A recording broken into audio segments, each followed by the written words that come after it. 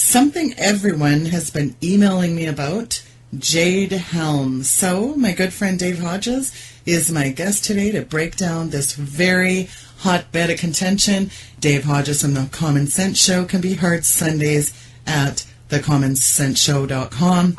Dave, welcome back to the program. It's good to have you on. Well, it's great to be here. Happy to be with you. So the Jade Helm military exercise set to take place in 9 U.S. states this summer has prompted huge concerns, Dave, about preparations for martial law in America. There's so many different hypotheses going around.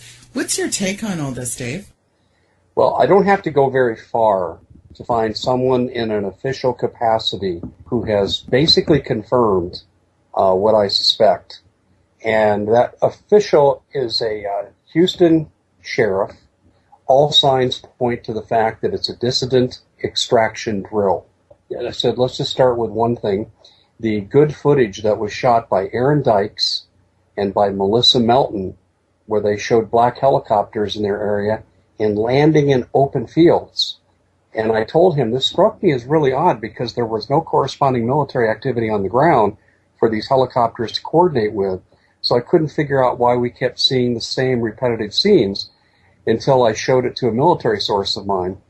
He said, oh, this is just about transfer of personnel, probably detainees. And I said, really? I said, why in the middle of a field? He said, because you can pull the buses in there, the vans in there, and it's out of the public view. He said, think about what the Nazis did in World War II, where they would go to people's homes at 3 a.m., because they didn't want all the neighbors to see what was going on. I related that to Nick on his station in Houston, and he confirmed. He could have knocked me over with a feather. He said, yes, I interviewed a county sheriff down here in the Houston area today, and he confirmed that they're practicing for extractions. Well, it was the very next day, Sheila, when the Fort Lauderdale videotapes came out and the still photos of all these black helicopters in Fort Lauderdale, and you see people being forced marched across the street in a crosswalk in single file, and most of them have their left hand on the left shoulder of the person in front of them as they're being marched, and then they're marched up to these waiting white vans. So clearly that was an extraction drill too. No one's talking about the symbolism of Jade Helm. And I'm sure you've seen the symbol, master the human domain, and you see these arrows that are broken right in the center. Yeah, well, I published my analysis of this today. And my analysis is this. First of all, the symbol represents a military slogan, broken arrow. Broken arrow is a phrase that was used popularly by American combat troops when their perimeter has been overrun and they're in desperate need of air support, and they're giving permission for the airplanes to drop ordnance on their position because they're going to die if they don't kill enough of the enemy, and they hope they'll survive. And there was a movie made with Mel Gibson called We Were Soldiers. And I had two military veterans today say, your analysis of that symbol is right on the money. Well, the rest of that logo is really suspect too. Master the human domain. And I'm thinking, when I first heard that, I go, this is not an American colloquialism.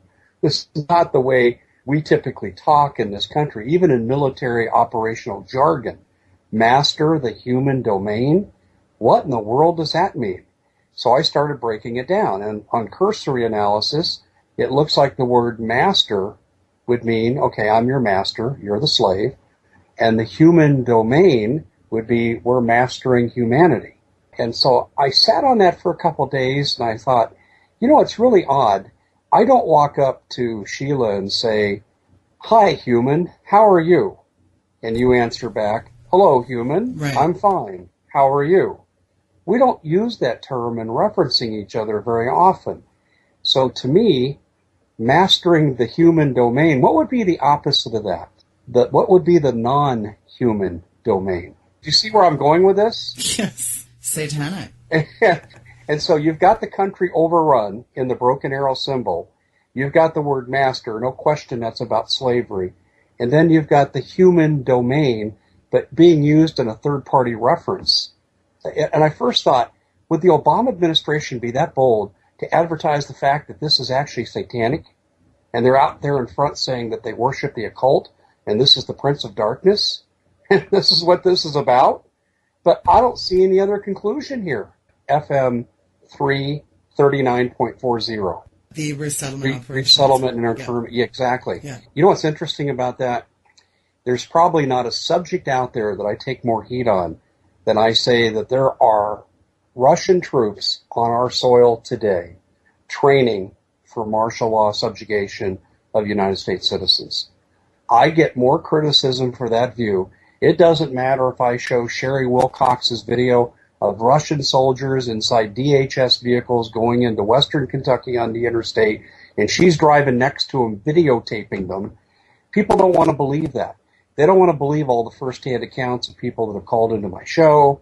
They don't want to believe the still photos that have come out by the dozens at Fort Carson base in Colorado. I've had GIs from Fort Carson said, yeah, the Russians are here. They're aloof. They're separate, but they're training here. All this stuff in that document you just referenced, it says that the running of the camp will be turned over to foreign soldiers. Right. And if people went to my website at thecommonsenseshow.com, Sheila, they'd be able to put in FM 339-39.40. They just put that in. They'd come to these articles where I've analyzed this from different angles, and they will see the proof for what I'm talking about is that the Russians are going to be part of this. And oh, by the way, one of my military sources told me, he says, you're going to get heat again. I said, why? He says, because the Russians are going to be part of Jade Helm. Well, of course they are. This is a pre-martial law extraction drill. I don't believe Jade Helm 15 right now is the martial law drill. I believe it is a pre-martial law extraction of dissident drill. I'll tell you what's interesting about this. Thank you for Jade Helm 15, as long as I'm not one of the ones who are going to be really extracted. Because when you have a drill like this, you always worry that it's what they call a snap exercise. Yes. And a snap exercise is where the drill goes live, and then they come and snatch me and my family in the middle of the night. So if that doesn't happen, I'm actually thankful that this has happened, because Jade Helm is waking up the mainstream. Let me explain. I was on a mainstream business news station in the afternoon on drive time in Houston. An hour later, I was on in Provo, Utah, covering all the way down to Salt Lake City. And that was a Fox news station, and they gave me 45 minutes of unabated coverage of this. They did not try to influence my content, nor did they censor me. In fact, quite the contrary, the host was gushing with praise. This is mainstream, and people in Utah are really upset. People in Texas are really upset that they've been designated as a hostile state in this Jade Helm drill. Thank you, Obama, for being this brazen and this stupid, because he's doing our work for us. This one drill will do more than 100 broadcasts people like you and I can do, because it's making the rank and file sit up and ask questions. Average mom and pa kettle who know nothing about the New World Order are being awakened. Thank you, President Obama. The coup de grace, the sine qua non of the Russians are here and they mean us harm, is the fact that we have copies of a FEMA bilateral agreement. I can't believe the government hasn't scrubbed it. Obama first approved it through FEMA in 2011, and it was a conjoint agreement between FEMA, Obama, and the Russian Foreign Ministry to send 15,000 troops here in 2011 to do, quote, disaster training. My first reaction was, what the heck? Did the National Guard go on vacation permanently? Where's the fire department, the EMTs, the paramedics? Why do we need the Ruskies here? This was the first time we ever had Russians come on our soil. And then 2 years later, Janet Napolitano approved 15,000 more. Now, if they're bringing in 15, why not bring in 150? Do we really know how many they're bringing in? Is someone at the border actually counting? The whole thing here stinks to high heaven. But let me give you a question, Sheila, that people ask me and they get confused, and I understand their confusion. We're on the verge of World War III with Putin on one hand. Actually, it's not Putin, but with the Russian hardliners now that are controlling Putin. And we're on the verge of World War III over Syria, Iran, or Ukraine. Take your pick. You got 3 shell game pieces here. That war could start on any one of the 3. Yet at the same time, we're preparing for war. Obama's opening up the back door and letting our enemies in. Why? Well, we have to go back to the year 1987 to get a good metaphorical description of what's going on. 1987 is when the miniseries America with a K started becoming really popular. And it was about an American president that basically sold out to the Soviet Union. And it is bone-chilling. When we talk about Jade Helm, and we talk about FM 3-39.40, and I want to get into 13603 in a second too.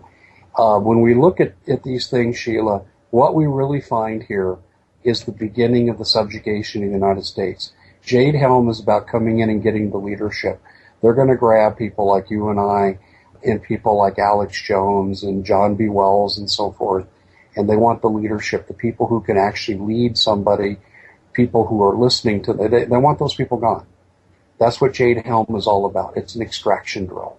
The next thing that will follow will be a martial law drill. And Jade Helm could grow into that. I'm not saying it won't, but I'm saying in the early stages right now, all signs point to a simple extraction drill. And then they're using the death domes. You may have heard that term. 28 death domes have popped up around Texas.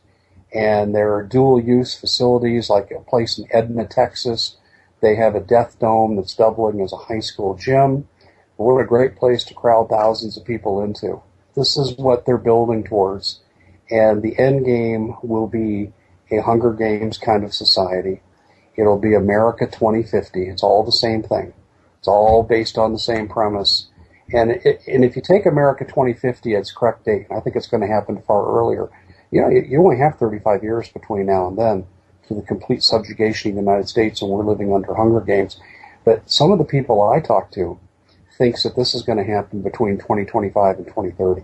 It's very revealing, isn't it, when you look at the intent of Jade Helm 15 and the growing coincidental presence of these death domes, Dave, because they're nearly escape-proof. One might think of, FEMA camps. I thought FEMA camps weren't supposed to exist, Dave. No, they don't. Right. They don't. That's what I hear. I hear that's only tinfoil conspiracy theorist thinking. And this is what got the Fox News station's personnel attention when I was on their show on Friday. As I said, we just can't look at Jade Helm in isolation. We talked a little bit about FM 3-39.40, but I also want to talk about Executive Order 13603. And that's 13603. And I hope people, again, will go to my website. I've written so many articles on this. It's a huge, huge executive order. And what it basically is, it's the complete subjugation of this country based on the whim of the president. He doesn't have to declare martial law. He doesn't have to have an emergency or approval of Congress or the Supreme Court.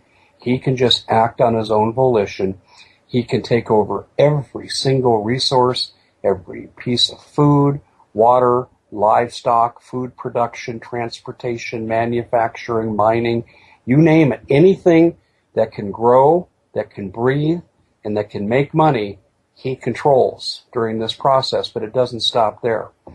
In Section 601, and they talk about this in 2 different sections, but in Section 601 of 13603, they talk about that they are going to have 2 different kinds of drafts. One of them, of course, will be your traditional military draft, and the selective service will be involved. But the other draft is under the Secretary of Labor. And I thought, well, that's odd, until I remembered this phrase, and then I'll give you the catchphrase when I'm done quoting our illustrious leader. We need a civilian force that's just as strong, just as well-armed, just as powerful as our military. We just can't rely on our military for our national security needs, blah, blah, blah, blah, blah, blah, blah. Okay, he made that statement as he was running in 2008. Well, what 13603 calls for in Section 601 is the conscription of what they call consultants, who are described as people who are talented in their areas, experienced in their areas, and they refer to them as consultants. And consultants as such do not have to be paid. And I want to say this again. This is right in writing. It's that direct. I'm not inferring anything. The language is very straightforward. Consultants are not paid. Hello? They can draft you into slave labor camps. And people say, I don't want to believe it. They'll never do it. Really? Well, then why would he bother to take the time to initiate something like this? Could Jade Helm 15 be our version of the Reichstag fire here? I mean, Crystal Night? Is this what we're talking about? It could be. I mean, but right now, all I'm willing to commit to with Jade Helm, all I can prove is it is an extraction drill. And who would you extract? Dissident leadership. And this is classic for any martial law takeover. Prior to a declaration of martial law, you want to go in and take out the resistance. When you take over a country with martial law, you want to do effectively the same thing. Take out the people who are the watchmen on the wall. Yeah, you want to subjugate the home front. Exactly. So can you imagine tomorrow what 10 to 20 million Americans would do for news if you and I were gone, Alex Jones was gone, John B. Wells was gone, and we run right down the list of really quality people. You could go a couple hundred deep. Can you imagine if all of us disappeared in kind of reverse rapture and we were raptured by the New World Order, okay, and gathered up in a single night of extractions at 3 a.m. in the morning? What kind of a shock would that be to the system? See, I will tell you this. When extraction happens, martial law will happen probably within 24 to 48 hours. You want to impose this on people when they're in shock. When people are in shock and they're confused, they'll do what they're told just like frightened little sheep. You'll get very little resistance. So you come in and snatch these people off. Martial law will come with a brutal force. Very brutal. It won't be subtle, will it? Exactly. It won't be subtle. It'll be brutal. And I hearken back to the words of Alexander Solzhenitsyn, who wrote when he was in those Siberian death camps that we didn't love freedom enough, because if those KGB agents would have doubted that they were going home that night because we fought back, we picked up a shovel, a knife, a hammer, and we fought back, and some of them might not have gone home. Maybe they wouldn't have taken as many as they did. And I think Americans are going to have to develop the same mentality. That can slow them down. And I'll tell you, the more you slow them down, the more you give the military a chance to change sides. Those people that were flying those helicopters in Fort Lauderdale last week terrorized that city, scared the heck out of the rest of the country with what they were doing. They ought to be ashamed of themselves. They can't even dare call themselves Americans. Here we're supposed to be preparing for World War III, and we're subjugating Americans in drills. I mean, what's this about? Since when did I become an enemy because I don't like this president? For military personnel that violate their oath of service. And the same thing goes for the policemen. Although I will tell you this, I think the policemen are going to be a tougher sell as well. I really do. They're civilians. They don't live on a base. They go home and live in communities, and their kids play with our kids. They're on the same Little League baseball teams. They go to Boy Scouts together. They're part of us. But at the end of the day, the vast majority of our policemen are part of our community. They're you and me. They want the same things out of life we do. They want to do their job, return safely home at night, and be left the hell alone by their government. And I think the police are going to be a tougher sell. I really do. He's setting this country up for defeat. He's the classic Manchurian candidate, and I can prove it. And this is going to go a little off of Jade Helm, Sheila, but I think the listeners need to hear this, because they're going to wonder, Dave, come on, World War III on one hand, letting the Russians in on the other. Which is it? Make up your mind. It's both. It's both, because the man in the White House is a traitor. If I was going to write something and just try to defame this president and not care about the facts, I couldn't think of this stuff. I mean, I was totally shocked by this. Where I really got onto Obama's background was because I was so fortunate to meet and become friends with Larry Grathwohl. And Larry was hired as a young kid back in the late 60s, early 70s to be an FBI special informant. And Larry's job was to penetrate the Weathermen underground. If you go to my website again after this interview and put in "The Russians Are Coming" into the search engine of thecommonsenseshow.com, You can read about Obama's background, but I'll briefly go over it here. His mother, Ann Dunham, worked with Tim Geithner's father at the Ford Foundation, which was a CIA PSYOPs operation connected to MK Ultra.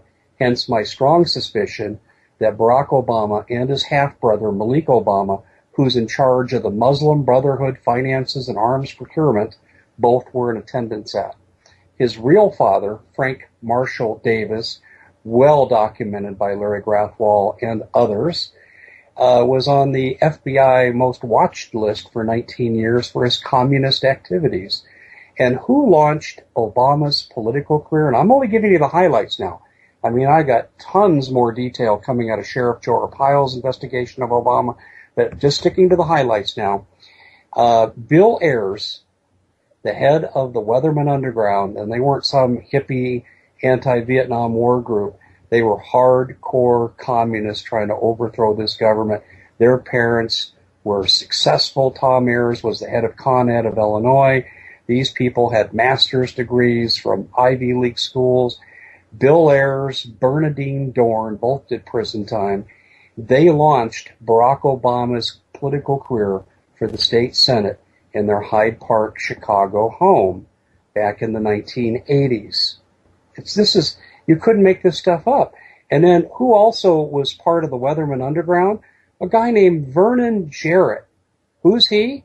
He's the father-in-law of the senior White House advisor, Valerie Jarrett. And you keep coming back to these. And Obama received, when he was running in 2008, he received the endorsement of the Communist Party, various communist groups, and Russian defectors from Bezmenov to Lunev. All of these Russian defectors who came in the 60s, 70s, 80s, and 90s all said, someday we'll have our guy, that's our plan.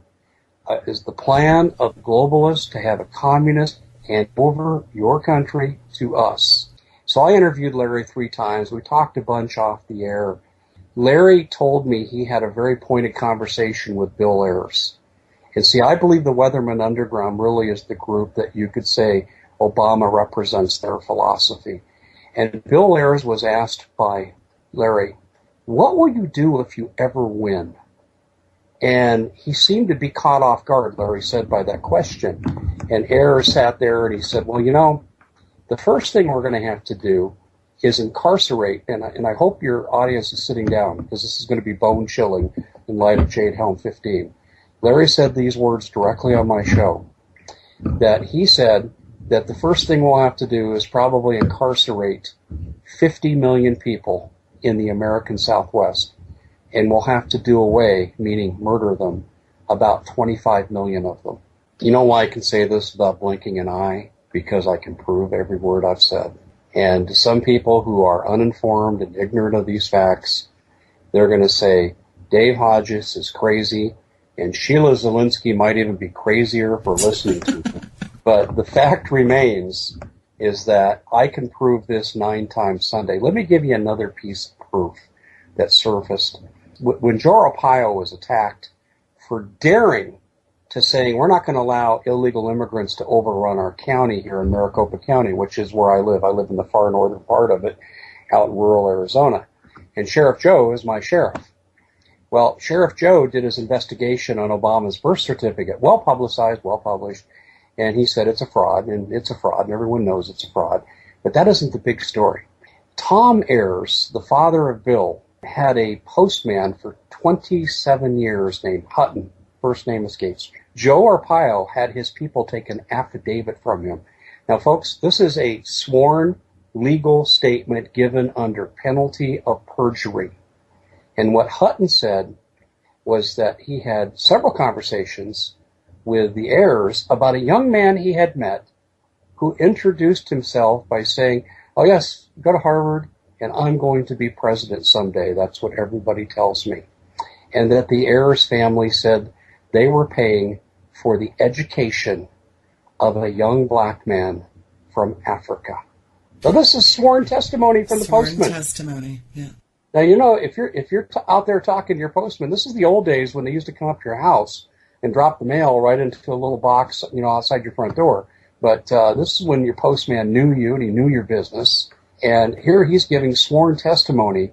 I've got that in that article, by the way, that particular piece of testimony. And you can hyperlink right to the affidavit. Like I said, again, you cannot make this stuff up. I wouldn't even think of, hey, the postman's going to indict Obama for being a foreigner. This guy was a Manchurian candidate. I mean, who was this guy anyway?